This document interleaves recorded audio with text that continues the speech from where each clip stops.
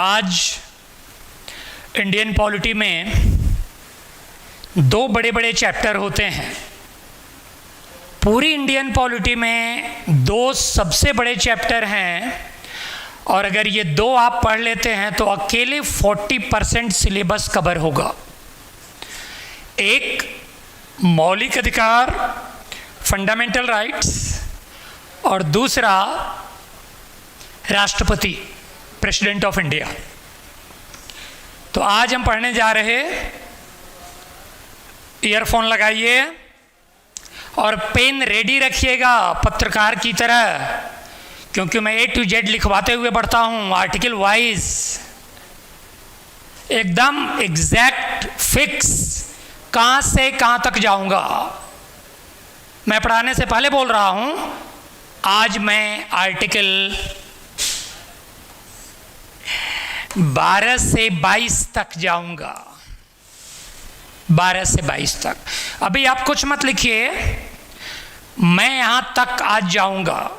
आज हेडिंग दे दिया होगा आपने, मौलिक अधिकार, फंडामेंटल राइट्स।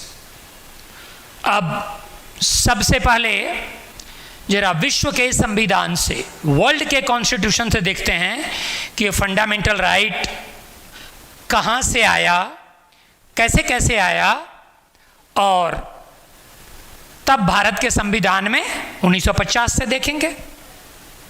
आप लिखिएगा, हिस्ट्री ऑफ फंडामेंटल राइट्स, मौलिक अधिकारों का। गुड मॉर्निंग टू ऑल, सबको गुड मॉर्निंग। गुड मॉर्निंग हो गया, गुड मॉर्निंग रहने दीजिए और लिखिए, मौलिक अधिकारों का इतिहास, हिस्ट्री ऑफ फंडामेंटल राइट्स। कि मौलिक अधिकार सबसे पहले कहाँ से आया। दो चार बातें आपको लिखनी है, हम जब बोलेंगे तो लिखिएगा और हम जब बोलेंगे तो सुनिएगा। तो मौलिक अधिकारों के इतिहास में 3-4 बातें हैं। एक एक सेंटेंस हमारा एग्जाम का क्वेश्चन होता है और आपको दिखाई देगा, और मैं बता दूं, समझाऊंगा भी, नोट्स भी लिखवाऊंगा, और जब ये चैप्टर खत्म होगा तो फिर 50 क्वेश्चन चैप्टर बेस्ड हम करेंगे। तो मौलिक अधिकारों का इतिहास में सबसे पहली बात आप लिखिएगा, क्या लिखिए, संयुक्त राज्य ब्रिटेन से, संयुक्त राज्य ब्रिटेन, अंग्रेजी वालों यूनाइटेड किंगडम से मौलिक अधिकारों का विकास हुआ। यूनाइटेड किंगडम से सर्वप्रथम मौलिक अधिकारों का विकास हुआ। कहाँ से? इंग्लैंड से, यूनाइटेड किंगडम से, संयुक्त राज्य ब्रिटेन से। पहला पॉइंट। दूसरा पॉइंट,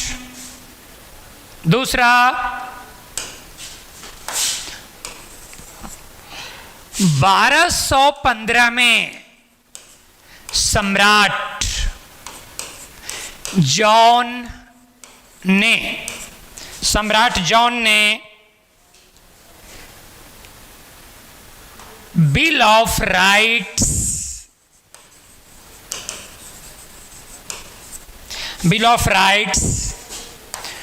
मूल अधिकार संबंधी प्रथम दस्तावेज प्रस्तुत किया। बिल ऑफ राइट्स कहां से लिया गया है? इंग्लैंड से। कब ऐसा हुआ? सिविल सर्विसेज के प्री में आ चुका है, इसलिए लिखवा रहा हूं।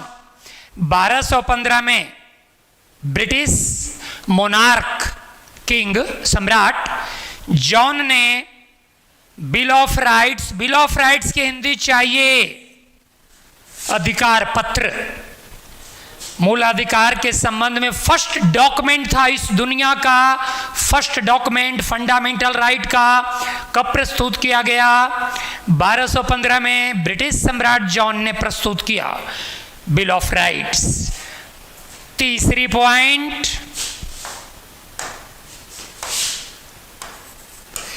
तीसरी बात, 1791 में अमेरिका में बिल ऑफ राइट्स को स्वीकार किया गया।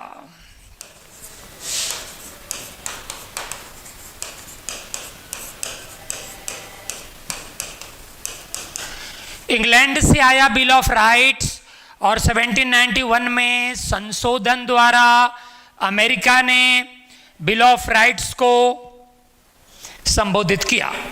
अब हम बात करते हैं कि भारत के संविधान में बिल ऑफ राइट्स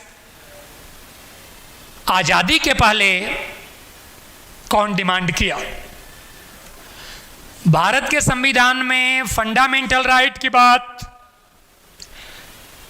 1950 के पहले किन किन नेताओं ने किया, इस पर भी सवाल है। अभी हम फंडामेंटल राइट की शॉर्ट हिस्ट्री बता रहे हैं, लॉन्ग हिस्ट्री नहीं। लिखिएगा, भारत के संविधान में मूलाधिकार सबसे पहले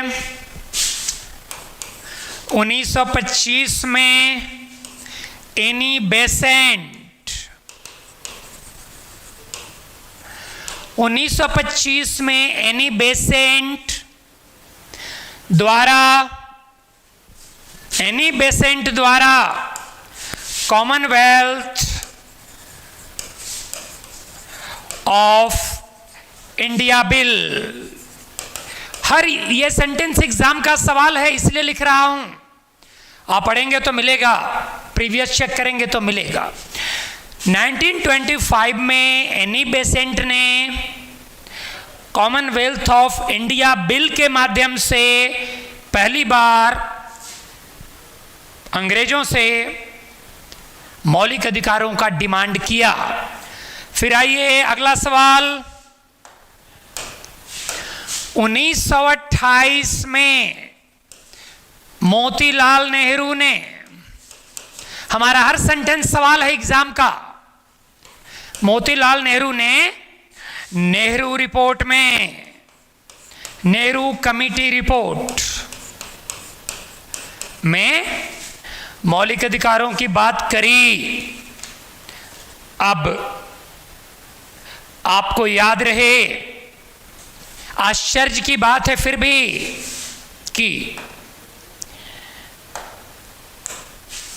एक आश्चर्य की बात कि 1935 के भारत सरकार अधिनियम में,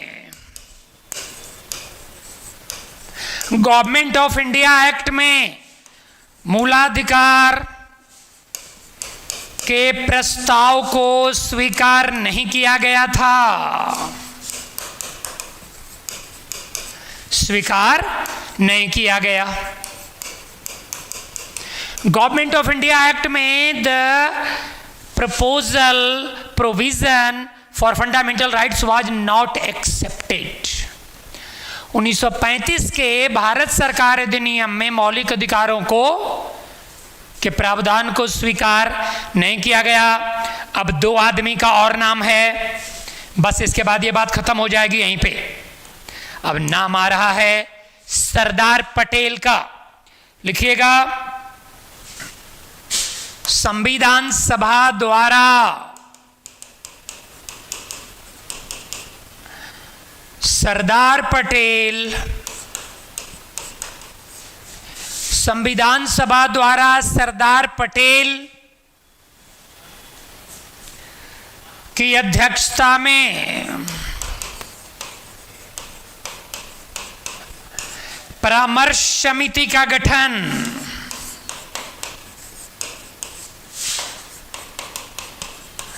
सरदार पटेल की अध्यक्षता में एडवाइजरी कमेटी बनी।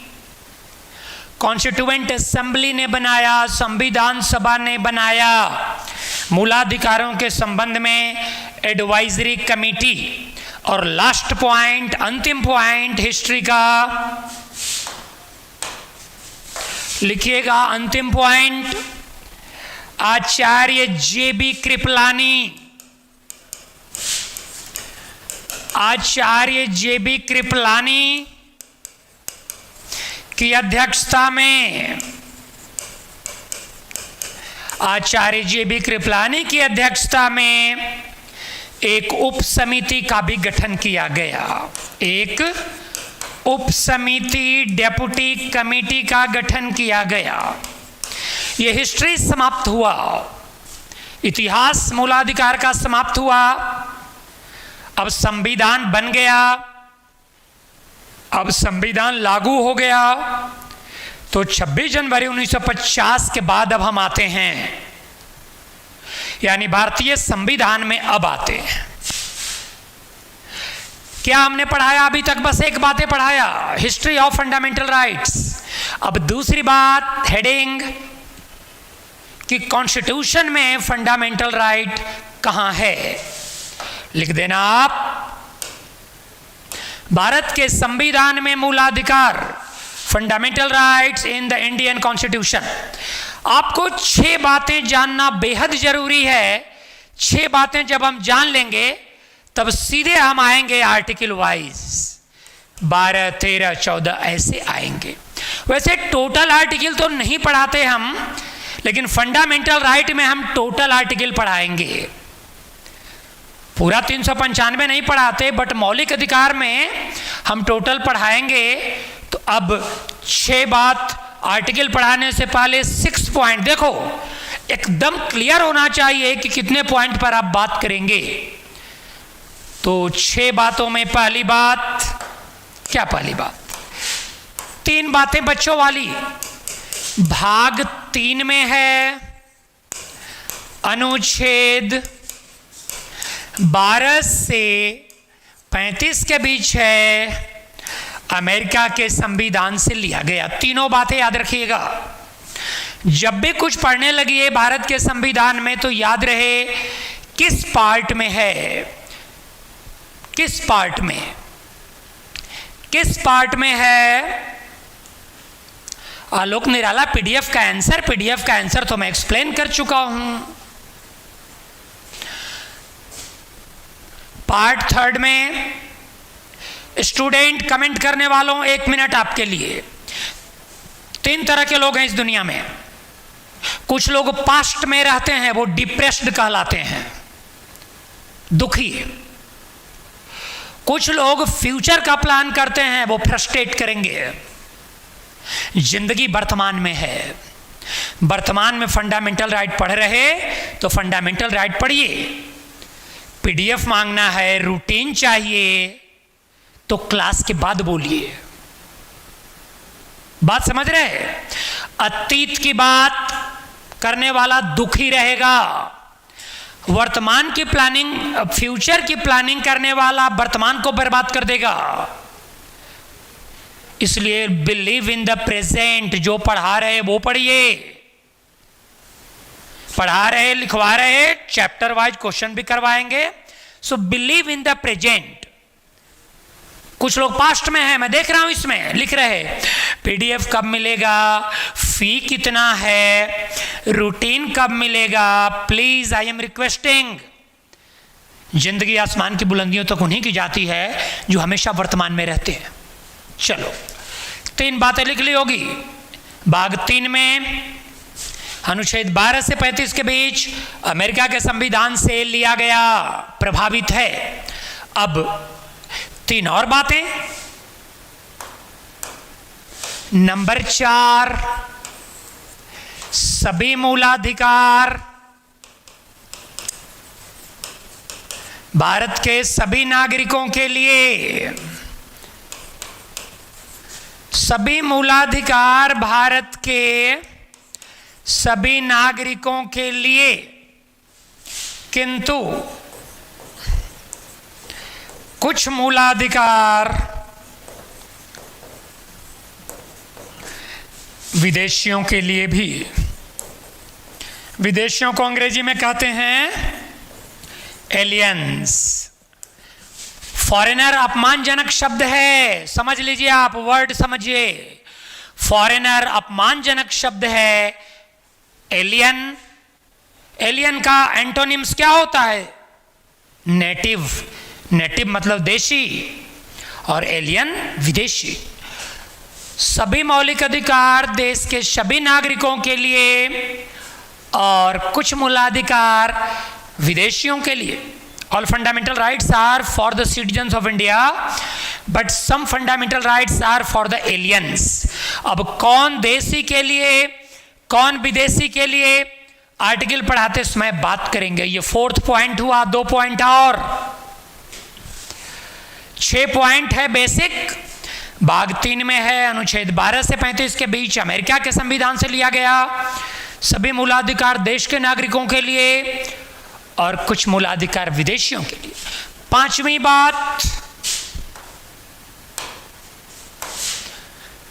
बात क्या, सबसे इंपॉर्टेंट बात, 5वीं बात, मूलाधिकारों के उल्लंघन होने पर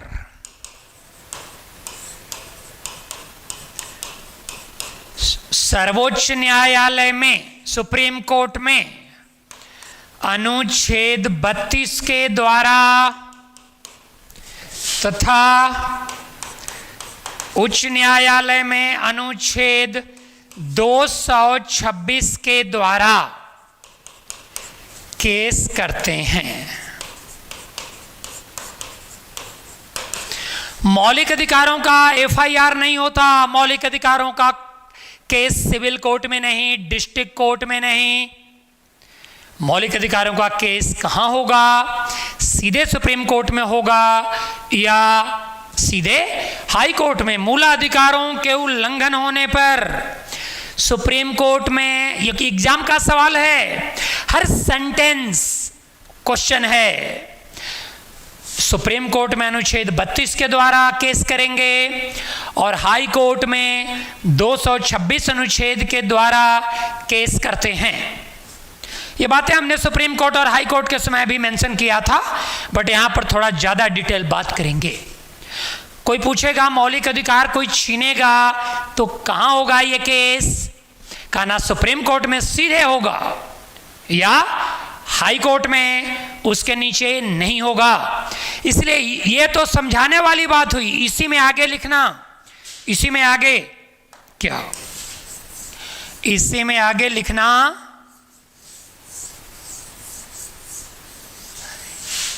जो किताब लिखता है, जो आपको समझ में नहीं आता है। अतः सभी मूलाधिकार वाद योग्य है, वाद योग्य है। वाद योग्य मतलब justiciable. So all fundamental rights are justiciable. आपके किताब में ये वर्ड है, क्वेश्चन एग्जाम का। वाद मतलब होता है मुकदमा, वाद मतलब क्या होता है, केस। केशवानंद भारती बनाम केरल राज्य सरकार वाद, Kesavananda Bharati versus state of Kerala case.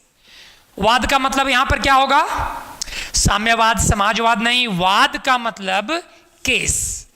Fundamental right के खिलाफ उल्लंघन कोई करेगा तो जस्टिस मिलेगा। इसको वाद योग्य की एक और अंग्रेजी है, न्याय योग्य। कंफ्यूज मत करना। फंडामेंटल राइट्स आर जस्टिसिएबल मतलब इनके खिलाफ कोर्ट में केस करेंगे। उस 5वें पॉइंट को ही किताब की भाषा में लिख रहे हैं। जस्टिसिएबल का मतलब इनके उल्लंघन होने पर वाद दायर होगा, केस फाइल होगा। कहां होगा, सुप्रीम कोर्ट में। किस आर्टिकल द्वारा, 32 के द्वारा, और हाई कोर्ट में 226 के द्वारा। इसका एक और मतलब है, इसी में लिखना, इसी में सभी मूलाधिकार न्यायालय द्वारा प्रवर्तनीय है, प्रवर्तनीय है, इन्फोर्सिएबल बाय द कोर्ट। नहीं समझे? अच्छा, अब लिखता हूं, लागू कराया जाता है। 5वां पॉइंट ही लिख रहा हूं, कि फंडामेंटल राइट गारंटेड राइट है, हर हाल में कोर्ट इसको लागू करवाएगा। न्यायालय द्वारा प्रवर्तनीय मतलब लागू कराया जाता है, इन्फोर्सिएबल, गारंटेड है।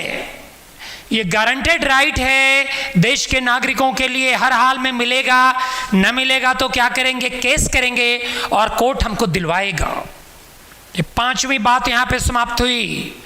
पांचवी बात को मैं तेजी से बोल दूं, मूलाधिकार वाद योग्य है, केस करने के लायक है, कोर्ट द्वारा लागू करवाया जाता है, और मूलाधिकारों का जब उल्लंघन होगा तो सुप्रीम कोर्ट में और हाई कोर्ट में हम मुकदमा करेंगे।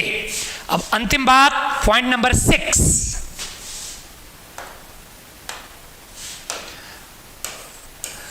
कोई मूलाधिकार असीमित नहीं है। मतलब no fundamental right is absolute. लिख लीजिए, कोई मूलाधिकार असीमित नहीं है। छठा point, no fundamental right is absolute, यानी 100% ये लागू कभी नहीं होता है। यहां के बाद हम आर्टिकल में आ रहे हैं, एक एक आर्टिकल में आ रहे हैं। कोई मूलाधिकार एब्सोल्यूट लागू नहीं होता। इसका एक और मतलब है, लिखिएगा, प्रत्येक मूलाधिकार उचित प्रतिबंधों के अधीन है, के अधीन। Each fundamental right is under reasonable restrictions। बात जरा हाई लेवल की है। उचित प्रतिबंध मतलब अब एक एक आर्टिकल में बताएंगे कि ये फंडामेंटल राइट आपको मिला है तो महिलाओं को है, तो पुरुषों को नहीं है, तो पुलिस वाले को नहीं है। कोई भी मूलाधिकार 100% लागू नहीं होता। हर मौलिक अधिकार पर उचित प्रतिबंध है। Each fundamental right is under reasonable restrictions. वो कैसे? अब आगे आते हैं, हेडिंग देना, अनुच्छेद, महत्वपूर्ण अनुच्छेद, इंपॉर्टेंट आर्टिकल, अनुच्छेद 12 में क्या है? राज्य की परिभाषा। 12 में क्या है? Definition of state. 12 में क्या है? राज्य की परिभाषा, डेफिनेशन ऑफ स्टेट। किसको कहते हैं? स्टेट। अनुच्छेद 12 के अनुसार एक क्वेश्चन आया था आईएएस प्री में कि भारतीय संविधान में यह आर्टिकल कितने जगहों पर प्रयोग किया गया है। तो आप नोट देकर लिख लीजिए अगर चाहें तो, कि 12 में, 36 में और 152 में। इन 3 आर्टिकल में हम आगे पढ़ाएंगे। डायरेक्टिव प्रिंसिपल यहां से शुरू करेंगे, स्टेट का प्रोविजन यहां से। 3 अनुच्छेदों में एक ही बात लिखी गई है, डेफिनेशन ऑफ स्टेट। 12 में आज हम पढ़ रहे हैं, 36 में पहुंचेंगे तो भी हम यही बोलेंगे, राज्य की परिभाषा, और 152 में पढ़ेंगे तब भी यही लिखा हुआ है। तो 3 आर्टिकल में साफ लिखा हुआ है डेफिनेशन ऑफ स्टेट। और इसके अनुसार, अनुच्छेद 12 के अनुसार, राज्य के अंतर्गत किसको किसको माना गया?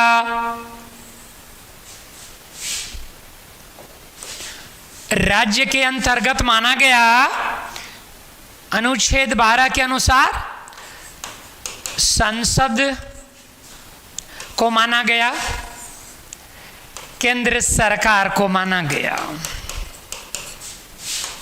आईएएस प्री का सवाल सब इंस्पेक्टर में भी आया है कि अनुच्छेद 12 के अनुसार राज्य किसको किसको कहा जाता है। पार्लियामेंट को भी अनुच्छेद 12 के अनुसार स्टेट का दर्जा दिया गया, यूनियन गवर्नमेंट को दिया गया, राज्य विधानमंडल को दिया गया और दिया गया राज्य सरकार को।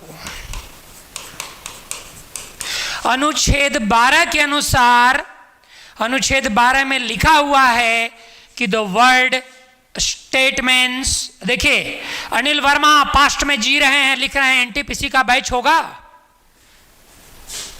ये सुंदरकांड चल रहा है, बृहस्पति भगवान की समाचार पूछ रहे हो हमसे आप। टॉक टू द मैनेजमेंट, एकदम एग्जैक्ट ये एडवोकेट पढ़ा रहा है और एग्जैक्ट पढ़िए। हमें गुड मॉर्निंग नहीं चाहिए, गुड मॉर्निंग स्वीकार है, मत लिखो आप। Believe in the present. Hanuman Chalisa में दुर्गा सप्तशती का पाठ पूछ रहे हैं, दुर्गा सप्तशती में शनिवार की कथा पढ़वाएंगे। Anil Verma, talk to Chakravarti mathematics app please. हम आपको सलाह दे रहे हैं, पढ़ना सीखिए। बहुत इंपॉर्टेंट क्वेश्चन है कि अनुच्छेद 12 के अनुसार स्टेट किसको किसको बोला गया, अनुच्छेद 12 के अनुसार। और इसमें बात है, थोड़ा हाई लेवल की बात यहां कर लें हम कि अनुच्छेद 12 के अनुसार सुप्रीम कोर्ट ने अलग अलग मुकदमों में किसको किसको स्टेट का दर्जा दिया। नोट्स लिखने वाले लिखिए, अनुच्छेद 12 के अनुसार, अनुच्छेद 12 के अनुसार अलग अलग फैसले में सर्वोच्च न्यायालय ने निम्नांकित को स्टेट माना। किसको किसको, बहुत इंपॉर्टेंट सवाल, ये लेवल एसएससी से ऊपर जा रहा है। ये एनटीपीसी तो चुटकी में होगा साहब, बात कर रहे हो, एनटीपीसी चुटकी में होगा। सवाल ना टकराए तो नैतिकता के आधार पर त्यागपत्र। राज्य 12 के अनुसार, एक मिनट, अनुच्छेद 12 के अनुसार सुप्रीम कोर्ट ने अलग अलग फैसले में निम्नांकित को स्टेट माना। अब नाम लिख रहा हूं, किसको किसको माना और किसको किसको नहीं माना। लिखते जाना। Number 1 LIC. एलआईसी, अब कहेंगे ये सवाल कब आया? 1998 में यूपीपीसीएस में यह सवाल आया था। 1998 में, पूरा रिकॉर्ड रहता है मेरे पास, 1998 में यह सवाल आया था कि क्या एलआईसी अनुच्छेद 12 के अनुसार स्टेट है? यस, ये एग्जाम में आ चुका है। और क्या क्या है? ओएनजीसी, अच्छा हिंदी, तेल और, एकदम हिंदुस्तान जिंदाबाद लिखो, तेल और प्राकृतिक gas Nigam, English oil and natural gas corporation. क्या बोल रहा हूं मैं? जब भी आपको डाउट हो तो खुद से पूछना, मैं पढ़ क्या रहा हूं? मैं पढ़ रहा हूं कि अनुच्छेद, विभिन्न जजमेंट में सुप्रीम कोर्ट ने स्टेट का दर्जा किसको किसको दिया। संविधान ने नहीं दिया, सुप्रीम कोर्ट ने दिया। सुप्रीम कोर्ट ने, गुस्सा नहीं कर रहे पिंकी राज, जो हैं सो हैं, गुस्सा नहीं कर रहे, गुस्सा नहीं, पढ़िए।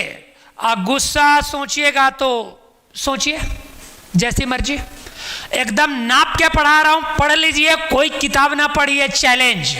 अब एलआईसी का फुल फॉर्म पूछ रहे, वाह रे रंजीत कुमार, वाह, शानदार। नहीं, आपको गुस्सा लग रहा है तो बोल दीजिए, मैं छोड़ दूं। टू द पॉइंट आइए, न लक्ष्मीकांत पढ़िए, न एमपी जैन पढ़िए, न डीडी बसु पढ़िए, यहीं से हो जाएगा। क्योंकि सब आपके लिए पढ़ के हम आए हैं, आपका काम आसान करने हैं। लाइफ इंश्योरेंस कॉरपोरेशन, जीवन बीमा, हाँ लिखा नवनीत पांडे। और अगर हम जान रहे हैं तो इलाहाबाद में नवनीत पांडे हमारे साथ, नवनीत पांडे इलाहाबाद में थे मेरे साथ, और थे नहीं, वो हैं बहुत sincere.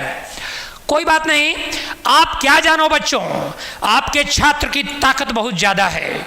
Your friends are better than 1000 teachers. अगर आपकी अच्छे ग्रुप है तो ये स्टूडेंट टीचरों से ज्यादा होते हैं दमदार। आप में संभावित आईएएस बैठा हुआ है, सब इंस्पेक्टर बैठा हुआ है। हाँ हाँ ठीक है पांडे जी, ठीक है, रहने दो अपनी जानकारी अभी, थैंक यू सो मच। हम क्या पढ़ा रहे हैं, चेक करो, सोए हुए बच्चों चेक करो, जब भी नींद आए तो पूछो क्या पढ़ रहे हैं आप पढ़ रहे सुप्रीम कोर्ट ने अलग अलग फैसले में स्टेट का दर्जा किसको किसको दिया, LIC को, ONGC को, और किसको दिया,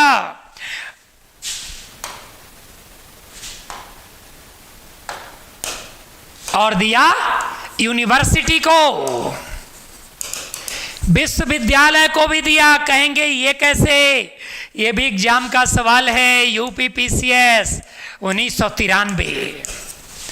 पढ़ लीजिए बच्चों, कहीं जाना नहीं पड़ेगा, इस बात का भरोसा है, भरोसा है बेटे, आपको कहीं नहीं जाना पड़ेगा, कोई किताब नहीं पढ़ना पड़ेगा। पॉलिटी की जिम्मेवारी ले रहा हूं, हिस्ट्री में हमारे RK Chaturvedi sir is the best.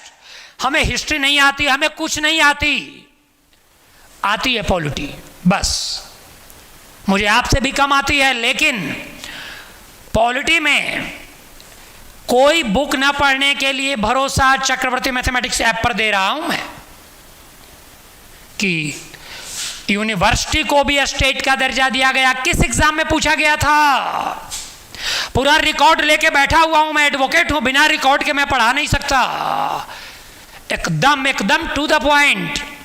बढ़िए, और क्या, और लिखिए ISO, कौन बताएगा फुल फॉर्म, लिखिए, आप टेस्ट नहीं कर रहा मैं, लिखिए, Indian statistical organisation, Indian statistical organisation, और हिंदी भारतीय सांख्यिकी संगठन, ISO, इंडियन स्टैटिस्टिकल ऑर्गेनाइजेशन, संगठन, इसको भी दर्जा दिया गया। और किसको दर्जा दिया गया, स्टैटिस्टिक्स से एक बात याद आई, 1 मिनट में टाइम लूंगा।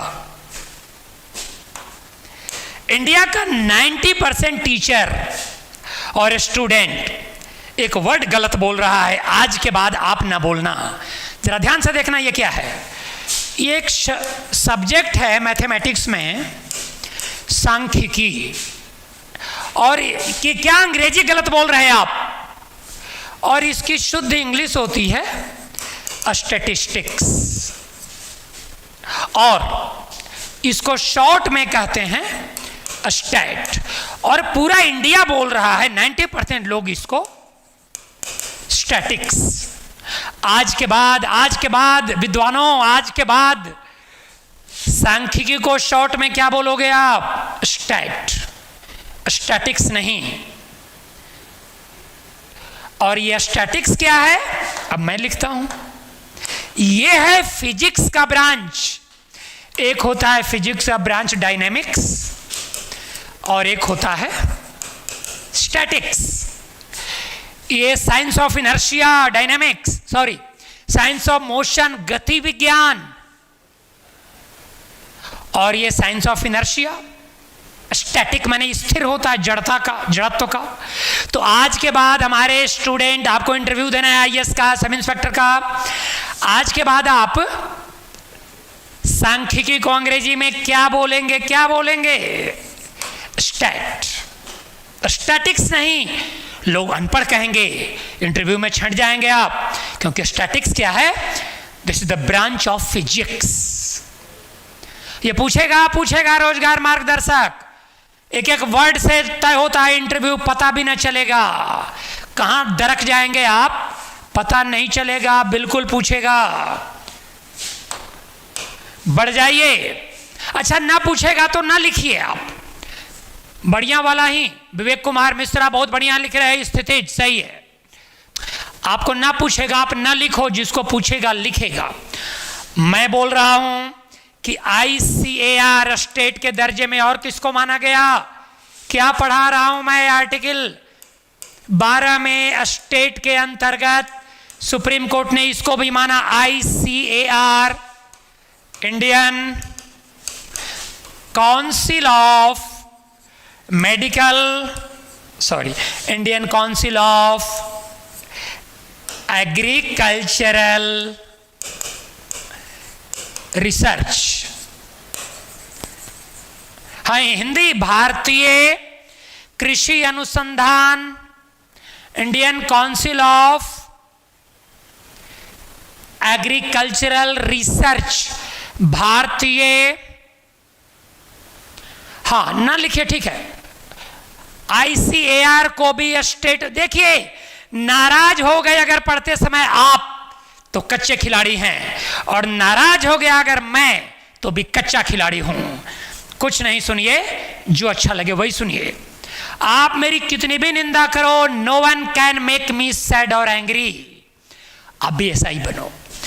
ICAR भारतीय कृषि अनुसंधान परिषद को भी स्टेट माना गया। और एक बात कि किसको स्टेट नहीं माना गया, 2-3 नाम है, लिखिएगा। निम्नांकित को सुप्रीम कोर्ट ने स्टेट नहीं माना, निम्नांकित को सुप्रीम कोर्ट ने स्टेट नहीं माना। एक ICICI बैंक को स्टेट नहीं माना, निम्नांकित को सुप्रीम कोर्ट ने स्टेट नहीं माना। और किसको? CSIR को सुप्रीम कोर्ट ने स्टेट नहीं माना, CSIR को भी स्टेट नहीं माना। और BCCI को भी सुप्रीम कोर्ट ने स्टेट नहीं माना। एग्जाम का सवाल है इसलिए लिख रहा हूं, आप पढ़ के देखना, प्रीवियस पेपर मिलेगा। हाँ, बहुत अच्छा, HTC लारी, शानदार, अच्छा लिख रहे हैं आप। इनको सुप्रीम कोर्ट ने, जरा BCCI की फुल फॉर्म, चैलेंज क्रिकेट के शौकीन, BCCI का फुल फॉर्म मैं वेट करूंगा, जल्दी लिखो BCCI का फुल फॉर्म।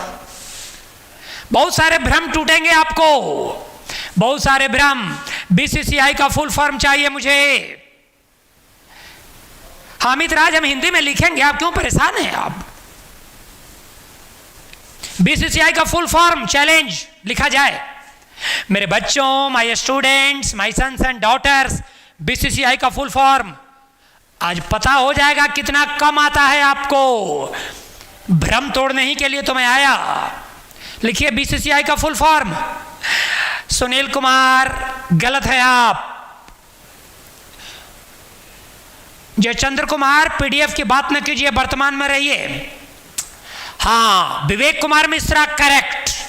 विवेक कुमार मिश्रा को धन्यवाद, लिखा है आपने सही, विवेक कुमार।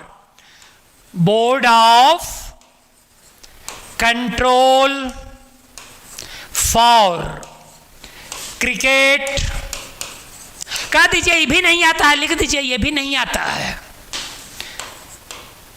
In India. सारा क्वेश्चन बैंक प्रीवियस पेपर लेकर आता हूं।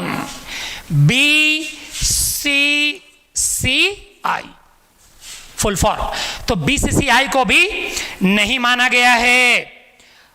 अब आप सीधे आ जाइए, आप कहां? अब आर्टिकल 13, अनुच्छेद 13 लिख दीजिए। बहुत बार एग्जाम में आया, न्यायिक पुनर्विलोकन से संबंधित। Related to judicial review, related, न्यायिक पुनर्विलोकन से संबंधित, रिलेटेड टू जुडिशियल रिव्यू। मतलब अगर पार्लियामेंट मौलिक अधिकार से संबंधित कोई गलत कानून बनाएगी तो हम सुप्रीम कोर्ट में केस करेंगे, और सुप्रीम कोर्ट संसद के कानून को रद्द कर देगा। एग्जाम का सवाल है कि जुडिशियल रिव्यू जो हमने अमेरिका के संविधान से लिया है, किस आर्टिकल से रिलेटेड है? 13 से। न्यायिक पुनर्विलोकन जुडिशियल रिव्यू मतलब क्या हुआ, मौलिक अधिकारों को डाउन करने वाला कोई भी कानून बनाएगी पार्लियामेंट तो सुप्रीम कोर्ट में हम केस करेंगे, वो रिव्यू करेगा और जरूरी हुआ तो रद्द भी करेगा। अब इसको भाषा में कैसे लिखिएगा, इसको भाषा में ऐसे लिखिएगा, कैसे, मूलाधिकारों के विरोध में बनाया गया कानून रद्द किया जाएगा। मूलाधिकारों के विरोध में बनाया गया कानून रद्द किया जाएगा।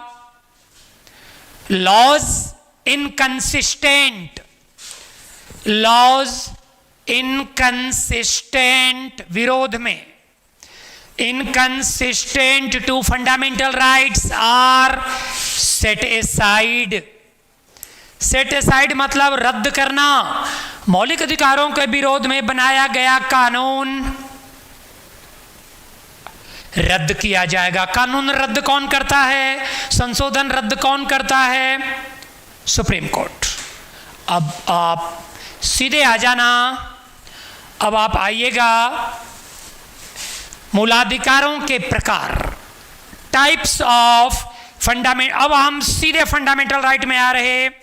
मौलिक अधिकारों के प्रकार, पहला समानता का अधिकार। समानता का अधिकार आर्टिकल 14 से लेकर 18 तक। Right to equality, right to equality. अब एक एक करके बढ़ेंगे, एक मिनट। हमने अभी तक क्या पढ़ाया, फंडामेंटल राइट का इतिहास कैसे आया, उसके बाद क्या पढ़ाया, 6 बातें। भाग 3 में है, अनुच्छेद 12 से 35 के बीच है, अमेरिका के संविधान से लिया गया है। सभी मूलाधिकार देश के नागरिकों के लिए और कुछ मूलाधिकार विदेशियों के लिए। फिर मैंने क्या बोला, मौलिक अधिकारों का उल्लंघन होगा तो सुप्रीम कोर्ट में और हाई कोर्ट में केस होगा। फिर मैंने क्या बोला, कोई मौलिक अधिकार 100% लागू नहीं होता। उसके बाद आर्टिकल 14 में बोला मैंने, 12 में स्टेट का डेफिनेशन, और 13 में बोला कि मौलिक अधिकार के विरोध में अगर संसद कानून बनाएगी तो सुप्रीम कोर्ट रद्द करेगा। अब कौन कौन सा मूलाधिकार प्राप्त है हम पढ़ने जा रहे। Types of fundamental rights. Number 1, right to equality. Right to, admission PDF के लिए कराए हैं तो बढ़िया है, इसको छोड़ दीजिए, पीडीएफ हम भेजवा देंगे। पढ़िए भी पीडीएफ भी, लेकिन पढ़ाते समय पीडीएफ का demand, what is it. Jayachandra Kumar, पढ़ाते समय पीडीएफ, प्रेजेंट में रहो बेटे, प्रेजेंट में आना चाहिए तो पूरा भेजवा दूंगा। पूरा मार्केट पटा हुआ है पीडीएफ से। पीडीएफ मिलेगा, मैं एडमिट करता हूं, लेकिन इस समय कोई बात नहीं।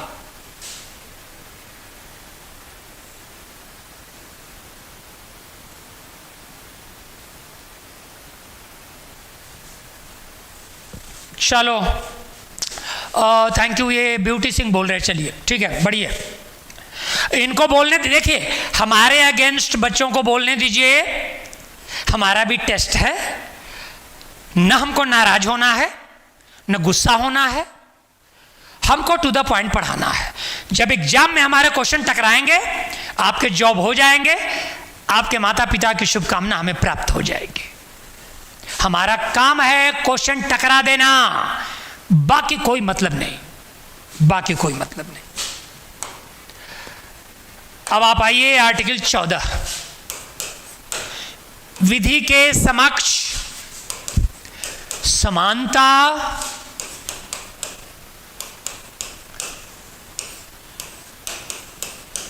तथा विधि द्वारा समान संरक्षण। यूएसए। अंग्रेजी वालों, equality before law, equality before law बहुत सारे स्टूडेंट को मैं पहचान रहा हूं, इसमें हमारे स्टूडेंट हैं, पढ़ चुके बैठे हैं सामने, तो आप नोट्स लिए रहिए और लिखने की जरूरत नहीं। Equality before law and equal protection by the law, her sentence, के एन शर्मा का हर सेंटेंस एग्जाम का सवाल है। पहला क्वेश्चन क्या आया, कहां से लिया गया, और आंसर यहां लिख दिया हूं मैं, यूनाइटेड किंगडम से। विधि के समक्ष समानता कहां से लिया गया, इंग्लैंड से। विधि द्वारा समान संरक्षण, equality before law, equal protection by the law कहां से लिया गया, ये लिया गया, कहां से लिया गया, अमेरिका से। नोट कर लीजिए, यूएसए से लिया गया, क्वेश्चन है एग्जाम का, और वो कहां से लिया गया। अब इससे और क्या क्या सवाल आया समझिए, लिख दीजिए, लिखिए। मिनर्वा मिल्स केस 1980 में, क्वेश्चन है इससे, क्या क्वेश्चन, मिनर्वा मिल्स केस 1980 में कहा गया, 1980 में सुप्रीम कोर्ट ने निर्णय दिया कि लिखिए, मिनर्वा मिल्स केस 1980 में सुप्रीम कोर्ट ने निर्णय दिया कि विधि का शासन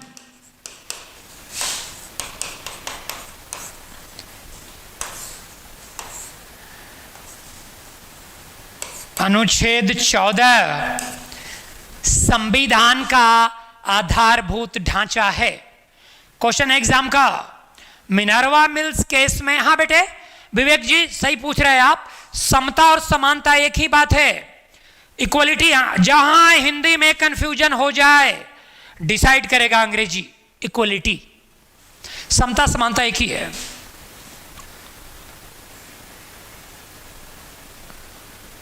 सुनिए अरुण सिन्हा, भारतीय क्रिकेट कंट्रोल बोर्ड नहीं होता है, एब्रिविएशन पढ़िए, वैसे कुछ भी बोलिए। मिनर्वा मिल्स केस 1980 में सुप्रीम कोर्ट ने कहा कि विधि का शासन जो अनुच्छेद 14 में है संविधान का आधारभूत ढांचा है, इसका बेसिक स्ट्रक्चर है, रूल ऑफ लॉ। इंग्लिश में क्या लिखेंगे, rule of law is the basic structure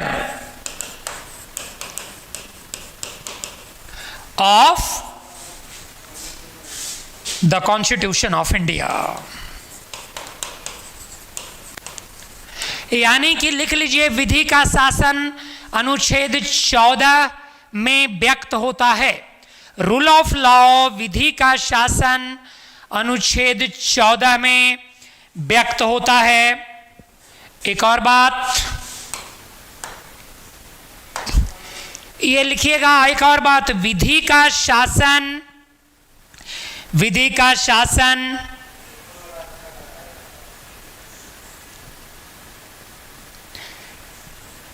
नकारात्मक अवधारणा है, सॉरी ऐसे लिखिए, विधि के समक्ष समानता नकारात्मक अवधारणा और विधियों द्वारा समान संरक्षण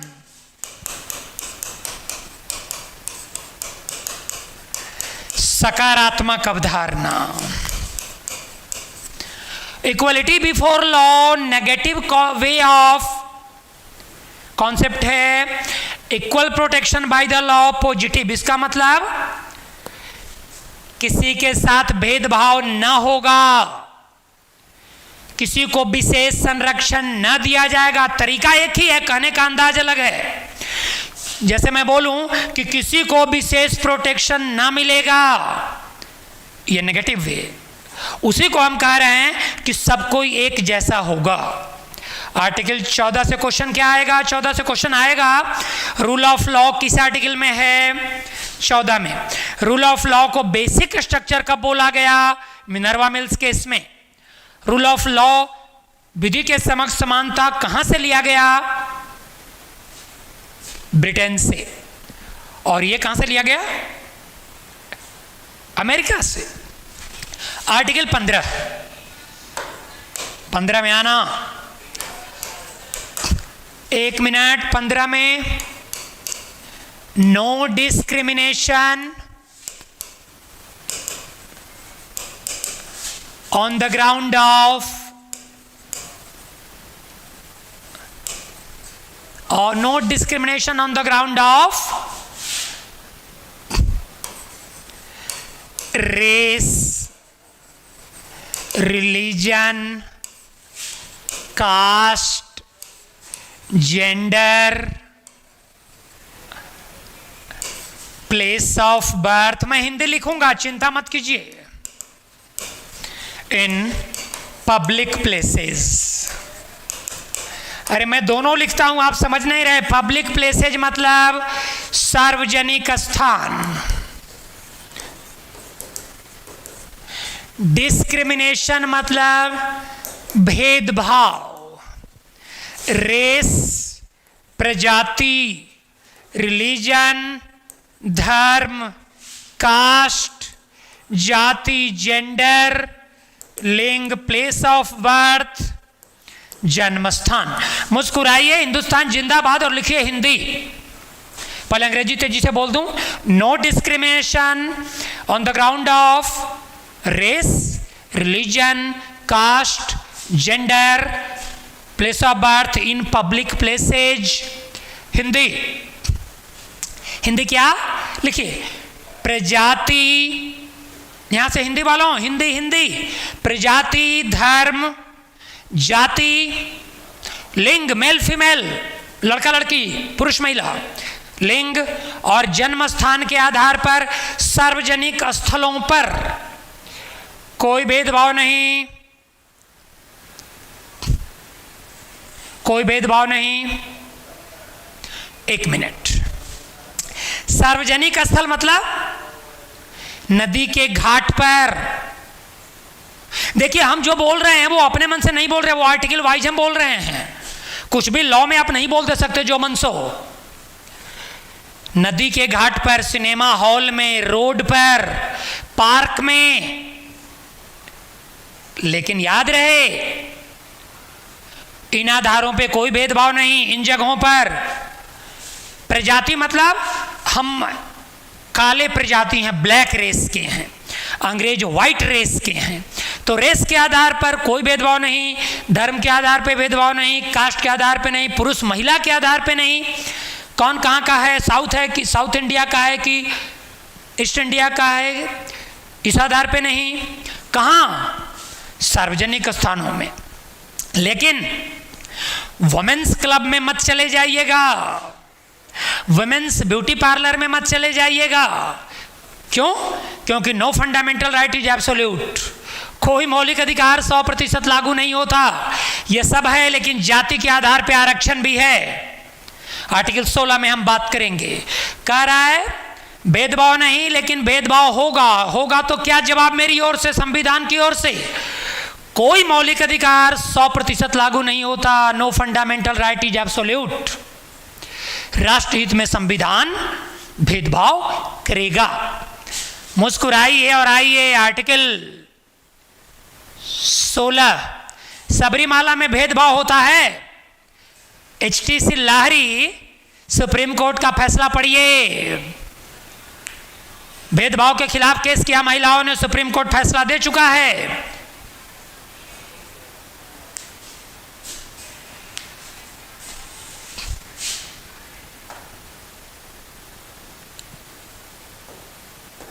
आर्टिकल 16, अनुच्छेद 16, equality of opportunity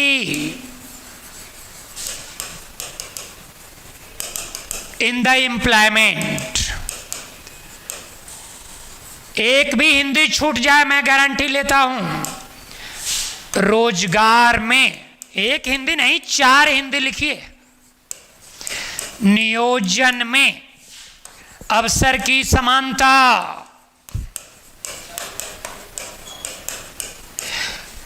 equality of opportunity in the employment, रोजगार में अवसर की समानता।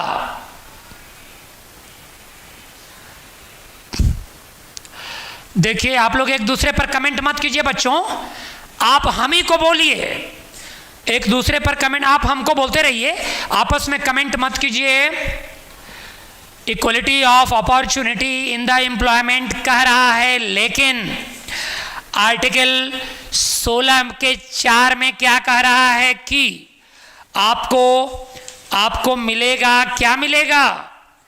रिजर्वेशन, आरक्षण भी मिलेगा। क्या मिलेगा? 16 का 4 क्या कह रहा है? 16 का 4 कह रहा है कि रिजर्वेशन भी मिलेगा, आरक्षण भी मिलेगा और राष्ट्रहित में आरक्षण मिलेगा। अवसर की समानता तो है। आर्टिकल 17 आइए, क्या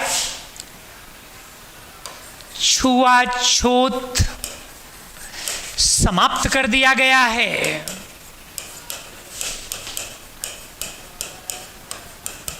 तथा छुआछूत का पालन करना दंडनीय अपराध है। Untouchability has been abolished. अंग्रेजी वालों, छुआछूत, untouchability has been abolished. Untouchability has been abolished, समाप्त कर दिया गया है। And its practice is, untouchability को अगर आप जारी रखिएगा, पनिशेबल ऑफेंस, दंडनीय अपराध है। हमको एक दूसरे के आधार पर नहीं करना है। मैं जान रहा हूं इससे स्टूडेंट ग्रुप में कुछ हमारे स्टूडेंट हैं, मैं उनसे रिक्वेस्ट कर रहा हूं, अपने स्टूडेंट से जो हमसे पढ़ चुके हैं, कि आप मेरी तारीफ ना करें। आप आपस में आप लड़ रही है, अच्छी बात नहीं है। अनटचेबिलिटी, अच्छा रुकिए, हम इसको ऐप पर करवा देते हैं अगले दिन से। हम इसको अगले दिन से फ्री नहीं, हम मैनेजमेंट से रिक्वेस्ट करेंगे कि फ्री यूट्यूब पर बंद किया जाए और ऐप पर डाल दिया जाए, क्योंकि जो हमारे वाले देख रहे हैं वो हमसे पढ़े हुए हैं, उनका तो रिवीजन हो रहा। Untouchability is a next day. मैं दावा करता हूं, मैं के.एन. शर्मा चक्रवर्ती मैथमेटिक्स ऐप से निवेदन करूंगा कि हमारा अगला क्लास फ्री यूट्यूब पर न रहे और ऐप पर रहेगा, चक्रवर्ती मैथमेटिक्स ऐप पर। Untouchability has been abolished and its practice, छुआछूत का आचरण करना दंडनीय अपराध। आइए आर्टिकल क्या 18, 14 से 18 में था राइट टू इक्वलिटी। 18 में क्या? एबोलिशन ऑफ टाइटल्स, उपाधियों का अंत। आप हिंदी अंग्रेजी हम पर छोड़िए,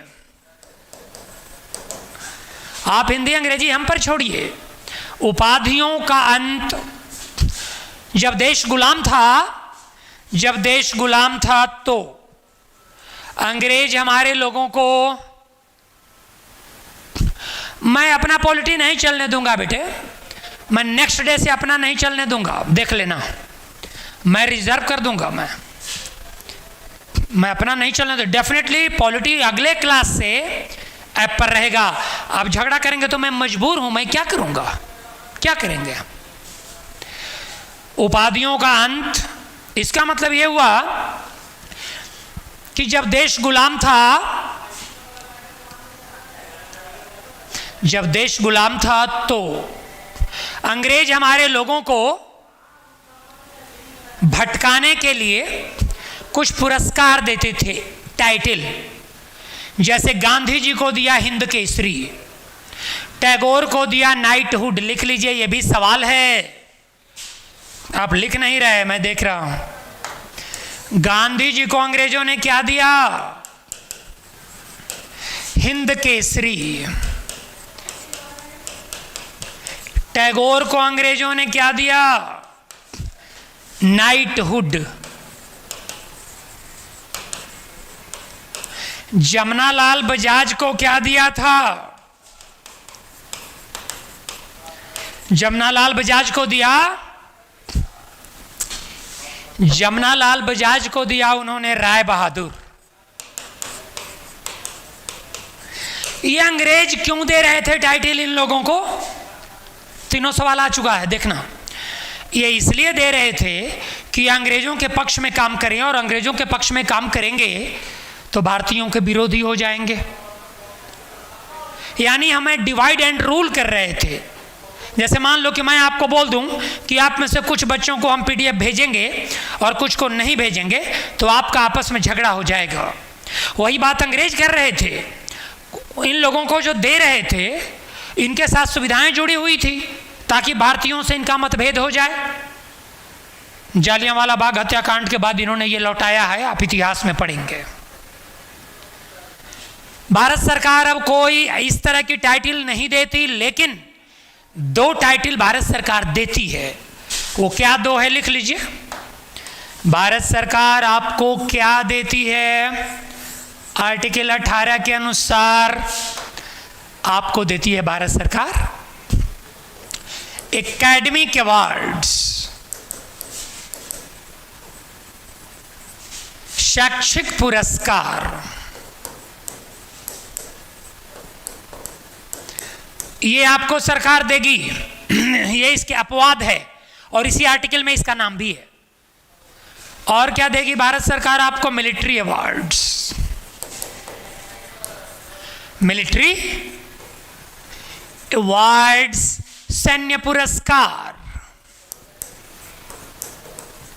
जो भी आपको मिल रहा है इंडिया में, जो भी आपको मिल रहा है, आईए, BA, MA, film fair, cricket, sports, सारे के सारे अवार्ड हैं एकेडमिक अवार्ड। दादा साहब फाल्के, तो फिल्म की भी पढ़ाई होती है। आप आईएएस हैं, एमबीबीएस हैं, इंजीनियर हैं, डॉक्टर हैं, आपका एकेडमिक अवार्ड है।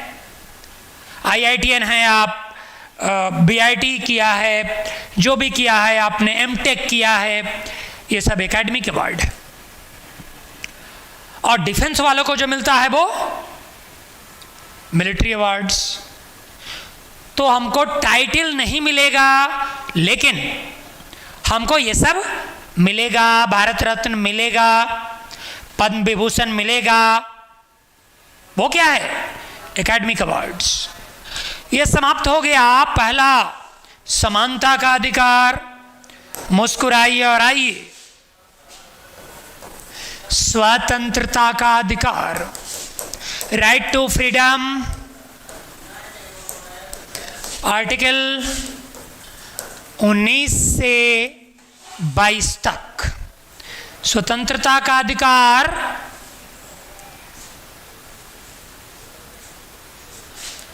हाँ, सुभाष चंद्र बोस राष्ट्रपिता, उपाधि सुभाष चंद्र बोस नहीं दिए थे। गांधी जी को महात्मा टैगोर ने कहा था और सुभाष चंद्र बोस ने राष्ट्रपिता कहा था, लेकिन वो उन्होंने ऐसे दिया नहीं था जो आप कह रहे हैं।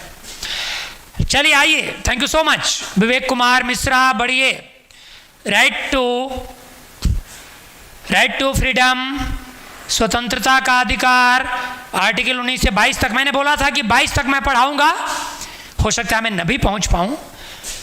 स्वतंत्रता का अधिकार, दूसरा मौलिक अधिकार 19 से 22। आ जाओ। अनुच्छेद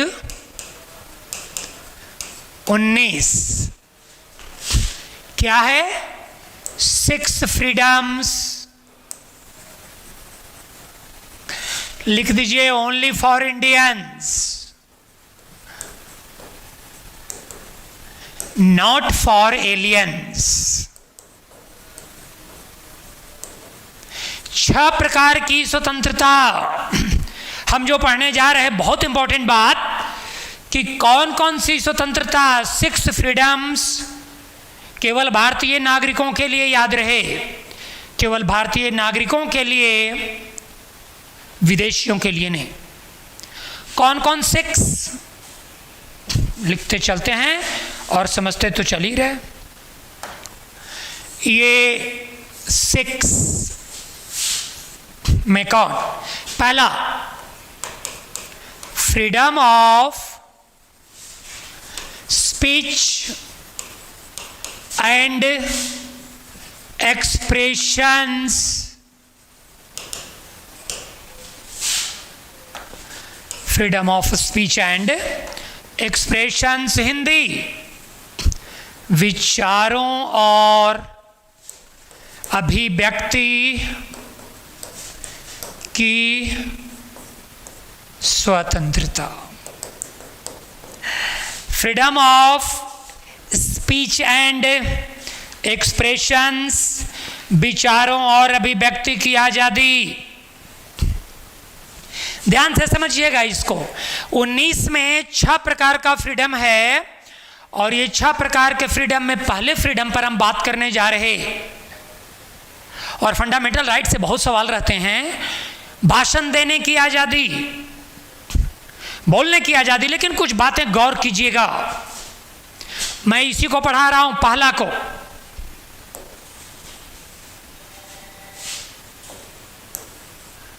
पहला को मैं पढ़ा रहा आपको कि इसमें क्या क्या आएगा। इसमें आएगा फ्रीडम ऑफ प्रेस, प्रेस की आज़ादी, मीडिया की आज़ादी, प्रेस की आज़ादी, मीडिया की आज़ादी, न्यूज़पेपर की आज़ादी, टीवी दूरदर्शन पर आप बोल सकते,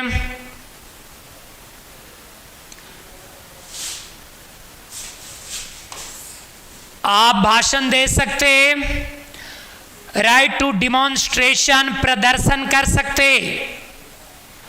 लेकिन आप राइट टू स्ट्राइक इसमें नहीं है, याद रहे। लेकिन आप क्या नहीं कीजिएगा, इसका एक सीमा भी है। अब क्या नहीं कीजिएगा, आप देखिए, आप जोश में आकर के इनके खिलाफ कभी मत कुछ बोल दीजिएगा। किनके खिलाफ? भारत के संविधान के खिलाफ कभी मत बोलिएगा, राष्ट्रद्रोह का मुकदमा हो जाएगा। आप भारत के संविधान के खिलाफ ना बोलिएगा, मुकदमा हो जाएगा। बोल दिया था कन्हैया जी ने, अफजल हम शर्मिंदा हैं, कातिल तेरे जिंदा हैं। बस बातें बिगड़ गई थी, तो बोलते समय याद रहे। और हम सिटीजनशिप में पढ़ाएंगे, नागरिकता में, कि संविधान के अगेंस्ट बोलने पर तो नागरिकता तक समाप्त कर दी जाती है। आप भारत के संविधान के खिलाफ नहीं बोलिएगा। आप पहली बात, बोलने की आज़ादी है, लेकिन लिमिट बता रहा हूं। कोई मूलाधिकार 100% लागू नहीं होता। बोलने की आज़ादी है तो संविधान के खिलाफ बोलने की आज़ादी नहीं है। और सुप्रीम कोर्ट, हाई कोर्ट, इनके खिलाफ भी बोलने की आज़ादी नहीं है। हाई कोर्ट का मुकदमा पसंद नहीं है तो मुकदमा कीजिए, लेकिन मुकदमा करते समय भी बोलना पड़ेगा कि उच्च न्यायालय के फैसले का सम्मान करता हूं, लेकिन इनके निर्णय के विरोध में सर्वोच्च न्यायालय में अपील याचिका दायर करूंगा। इनके अगेंस्ट आप बोल नहीं सकते। फ्रीडम ऑफ स्पीच, आप लोग यंग लोग हैं, कुछ भी बोल देते हैं, तो आप लोग यंग लोग हैं, ऑनेस्ट है आप, ईमानदार है आप, एनर्जी के भंडार हो आप, लेकिन एनर्जी जरा controlled. Never speak against the constitution. संविधान के खिलाफ नहीं, सुप्रीम कोर्ट के खिलाफ नहीं, इनके खिलाफ आप नहीं बोलिएगा, ये पहली बात।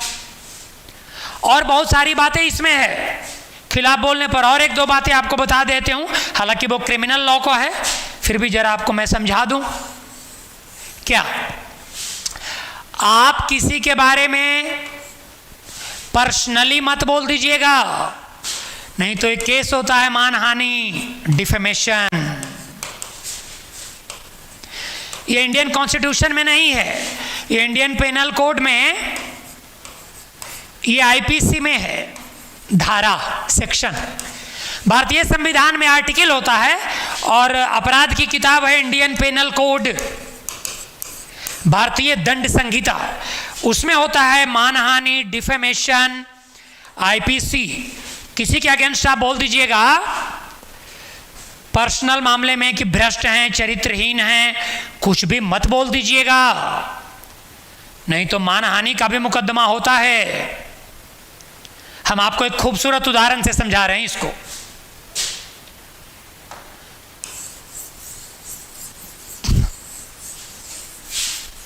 बोलते बोलते एक बार केजरीवाल ने बोल दिया था, अरुण जेटली साहब थे उस समय चीफ फिनेंस मिनिस्टर, कि जब आप, अरुण जेटली को केजरीवाल ने क्या कहा कि जब आप दिल्ली क्रिकेट एसोसिएशन के अध्यक्ष थे तो आपने घोटाला किया था।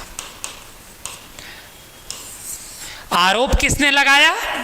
केजरीवाल का आरोप। किस पर? जेटली साहब पर, अरुण जेटली साहब पर। अरुण जेटली साहब नहीं है दुर्भाग्य से, वो जहां भी हैं एकदम कृतज्ञ भाव से उनको अभिनंदन। अरुण जेटली साहब एक बार के बहस का 25 लाख रुपया लेने वाला एडवोकेट, नरेंद्र मोदी की वजह से आए राजनीति में। अरुण जेटली ने जब यह सुना कि अरुण जेटली दिल्ली क्रिकेट एसोसिएशन के अध्यक्ष थे, सॉरी डिस्ट्रिक्ट क्रिकेट एसोसिएशन के, तो घोटाला किया था, अरुण जेटली ने केजरीवाल पर मानहानि का मुकदमा छेड़ा और हर्जाना लिखा 10 करोड़। अब आप कहेंगे हर्जाना कैसे? आपकी जितनी कमाई है उसके हिसाब से हर्जाना। मान लो मेरी चाय की दुकान है तो मैं 10 करोड़ आप पर नहीं कर सकता, क्योंकि आपकी कमाई कितनी है ये इनकम टैक्स डिपार्टमेंट को पता है। जैसे ही अरुण जेटली ने किया, अगले दिन मानहानि का मुकदमा और लिख दिया केजरीवाल को कि मुख्यमंत्री जी ये मुकदमा मैं खुद ही लड़ने आ रहा हूं। क्योंकि आपको जानकारी रहे कि एडवोकेट प्रोफेशन से आदमी रिजाइन नहीं करता है, वो तो कभी भी एडवोकेट हो सकता है। वित्त मंत्री ने कहा कि मैं खुद ये केस लड़ने आ रहा हूं। केजरीवाल समझ गए मैं काम से ज्यादा बोल दिया। केजरीवाल ने बिहार में लालू प्रसाद यादव जी को फोन किया। केजरीवाल ने फोन किया लालू प्रसाद यादव को इसलिए कि राम जेठमलानी, आप जान लीजिए राम जेठमलानी साहब बहुत अच्छे एडवोकेट, दुर्भाग्य से वो भी नहीं है अब। ये राज्यसभा के एमपी थे। कब थे? 2018 से 2024 तक के लिए बिहार से आरजेडी के राज्यसभा के एमपी राम जेठमलानी साहब।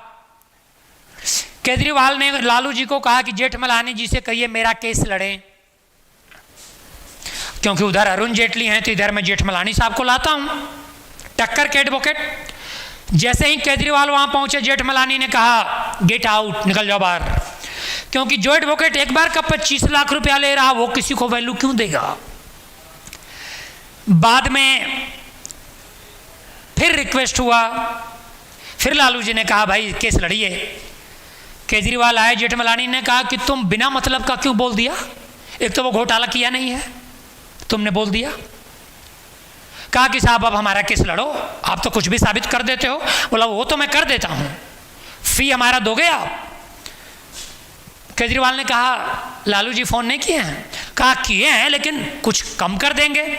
कहा कितना देना है फी?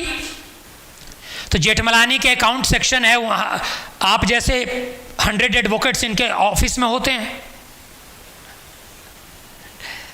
जेठमलानी के अकाउंट सेक्शन ने अगले दिन केजरीवाल को कहा 4 करोड़ रुपया दीजिए, तब जेठमलानी आपका केस लड़ने जाएंगे। 4 करोड़। ये एडवोकेट जो होते हैं ना, ये सरस्वती और लक्ष्मी की दोनों की कृपा है इन पर। बोलने की कृपा सरस्वती से, आई 4 करोड़ लक्ष्मी से। बस केजरीवाल ने यह सोचा कि 4 करोड़ अगर दे दिया और कहीं केस हार गए तो और कितना देना पड़ेगा, 10 करोड़। बाद में सलाह दिया गया, मैं कहानी को शॉर्ट कर रहा हूं, सलाह दिया गया हाथ जोड़कर माफी मांग लो। और अरुण जेटली साहब के ऑफिस से खबर आया कि डरो मत, मुझे पैसा नहीं लेना है, आप अखबार में हाथ जोड़कर माफी मांग लो, मैं केस वापस ले लूंगा।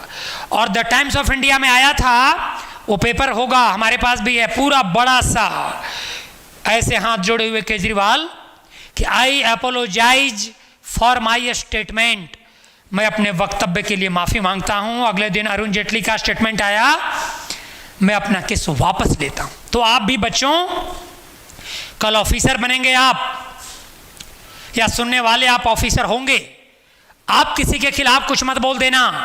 और मेरी ओर से एक पर्सनल एडवाइस क्या, कि आप इस दुनिया में 2 लोगों के खिलाफ कभी मत बोलना। एक कौन, ये लड़कियों के खिलाफ कभी मत बोलना आप, और ये SC ST, इन 2 के खिलाफ बोलना नहीं। मैं अपने अनुभव से बोल रहा हूं, आप इनके सामने सीधे हाथ जोड़ देना, पूरा कानून इनके पक्ष में है।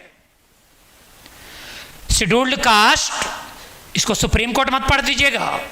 अनुसूचित जाति, शेड्यूल्ड ट्राइब्स, अनुसूचित जनजाति, इनके खिलाफ नहीं, हरिजन एक्ट लग जाएगा। समझे बात? हाँ, और इनके खिलाफ बिल्कुल नहीं, इन क्रांतिकारियों से मत टकराना, महिलाओं से नहीं। आप राइट हैं तब भी मत इनसे टकराना। बस में आपकी झगड़े हो जाए ना, आप कहना मैं बस रोको, मैं उतर जाता हूं, आप जाओ, मैं दूसरा भाड़ा लेकर जाऊंगा। सारा कानून इनके पक्ष में है, सारा कानून। इसलिए 2 लोगों से बिल्कुल नहीं टकराना है, सरेंडर करके आगे निकल जाना है। विचारों और अभिव्यक्ति की स्वतंत्रता बढ़िए। 19 का दूसरा, फ्रीडम टू फॉर्म यूनियन और एसोसिएशन, संगठन बनाने की आजादी, संगठन बनाने की आजादी। आप कोई संस्था, टू फॉर्म माने निर्माण करना, क्या, यूनियन संगठन, एसोसिएशन समिति। आप कोई ग्रुप बना सकते, एसोसिएशन बना सकते। ये लाइफ एडुकेशन मैथमेटिक्स क्लासेस, ये सर, अच्छा, आप कोई संगठन बना सकते, बात समझ रहे? हाँ, आप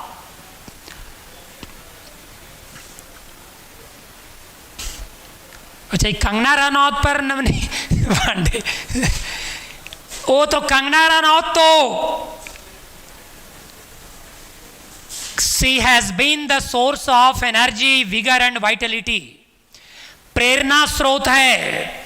कंगना रनौत को अभिनंदन, I support Kangana Ranaut.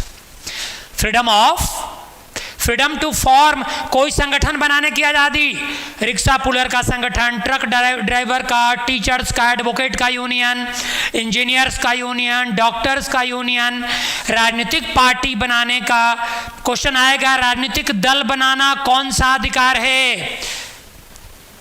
Fundamental right, चाहे तो बना ले, आप बना सकते हैं। आप संगठन बनाइए, वुमेन्स लिबरेशन फ्रंट, महिलाओं का आंदोलन, स्टूडेंट का संगठन, टीचर्स का संगठन, कुछ भी बना सकते।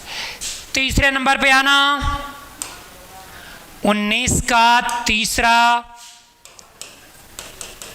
फ्रीडम टू असेंबल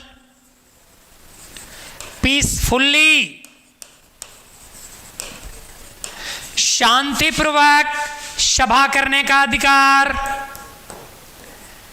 शांतिपूर्वक सभा, आप गांधी मैदान में रैली कर सकते, मीटिंग कर सकते, फ्रीडम टू असेंबल पीसफुल्ली, लेकिन प्रधानमंत्री की भी रैली होगी तो पटना डीएम से लिखित परमिशन लेना पड़ेगा, लिखना पड़ेगा कि सार्वजनिक हित में है, राष्ट्र हित में है।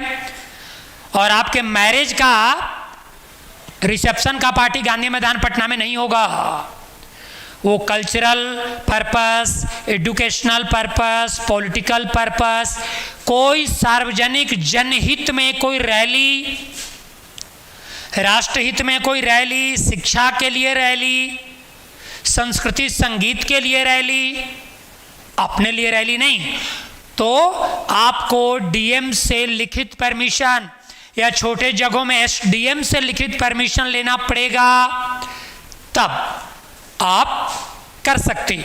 डीएम से परमिशन क्यों? क्योंकि वो आपको लॉ एंड ऑर्डर की गारंटी उन्हीं की है, आपको कुछ हो न जाए तो गारंटी उन्हीं की है। 19/4 में आइए, 19/4, freedom to move in India, freedom to move in India, Bharat में घूमने की आजादी, भारत में मूव करने की आजादी है, लेकिन कर्फ्यू लागू रहे तो मत जाना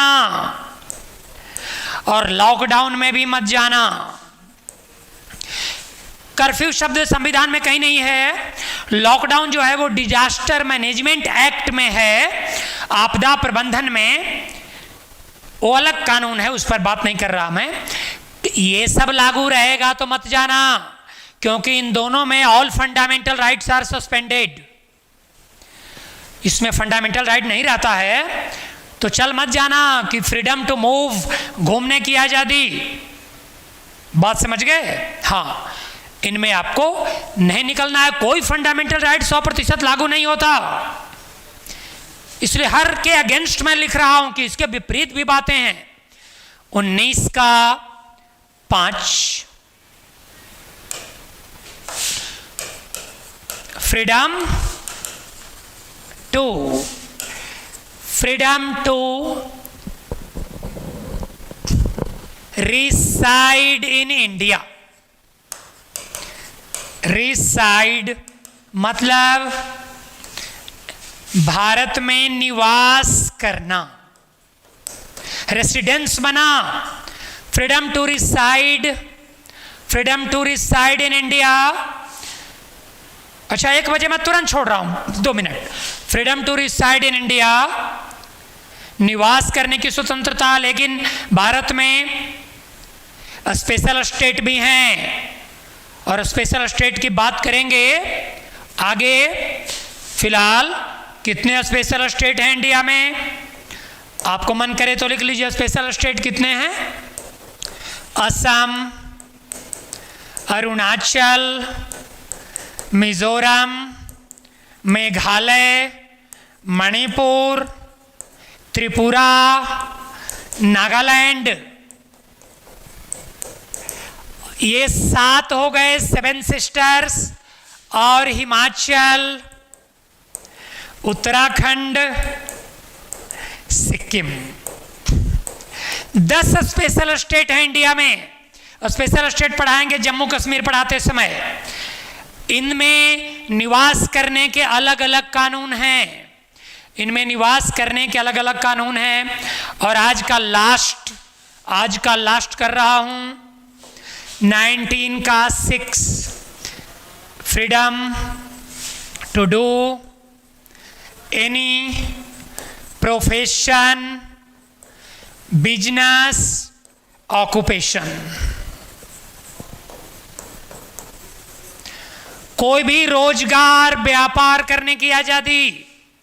टाइम हो चुका है, इसलिए अगले दिन कहां से पढ़ाएंगे? आर्टिकल 20 से। नेक्स्ट डे हम कोई भी रोजगार, व्यापार करने की आजादी, अगले दिन हम कहां से पढ़ाएं? एकदम हम नाप के पढ़ाते हैं और कह के पढ़ाते हैं कि अगले दिन क्या पढ़ाएंगे, एकदम एग्जैक्ट। मुस्कुराते रहिए और अगले दिन का टॉपिक लिखिए। कहां से होगा अगले दिन पढ़ाई? आर्टिकल 20 से। Wish you all the best. Thank you so much.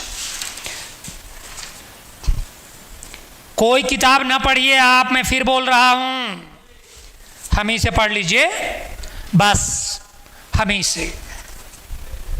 कोई किताब ना पढ़िए, मैं आपको बता रहा हूं, आपके बदले हम पढ़ दे रहे हैं ना, आपके बदले हम पढ़ दे रहे हैं, तो आप क्यों पढ़ रहे हैं?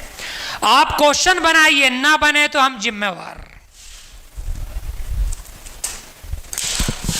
थैंक यू सो मच, मेरी शुभकामनाएं। कुछ बात खराब लगा तो सॉरी।